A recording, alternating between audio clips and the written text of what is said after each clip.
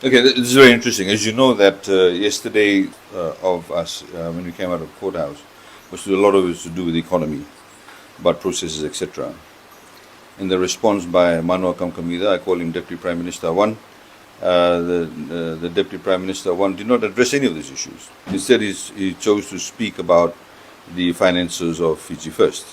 And if you look at the audited accounts that have been prepared by us through our auditors, which is BDO, that was submitted by us, I should say, it goes to show, of course, that there are liabilities as of 31 December 2022. But, you know, in his sort of very narrow way of thinking, as we know, become very accustomed to Mano, he doesn't really engage his intellect before speaking, in his kind of goofy way. He did not look beyond that, because those accounts are as of 31 December 2022. Since then, of course, we've been provided funding by our donors, we continue to get funding by our donors. Of course, we could not receive any donations during the suspended period, and our debt levels have in fact decreased. But what he should also understand is that none of the political parties are actually companies. You know, we don't go out and sell things and buy things and generate revenue. Political parties, by their very nature, as you know, because they're given the limitations on political parties in terms of raising revenue, you know, we essentially rely on donations, and that's how we raise money. Of course, in the past, we've seen political parties like NFP had some very dubious accounting methods in terms of how they actually raise funds.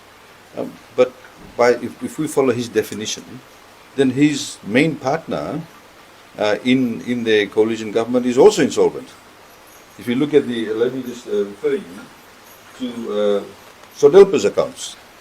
And in fact, in Sodelpa's accounts, they've also got a net deficit situation.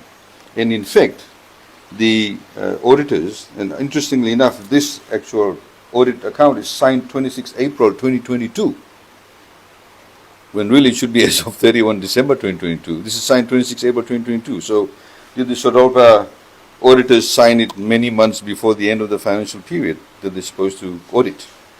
Anyway, it says here, the party, this is Sodelpa,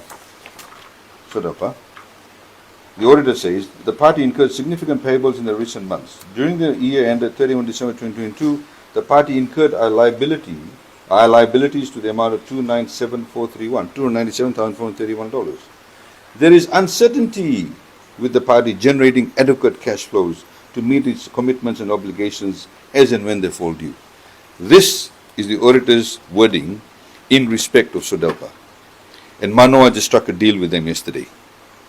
So, you know, those who live in glass houses should not cast stones, and obviously do not read this.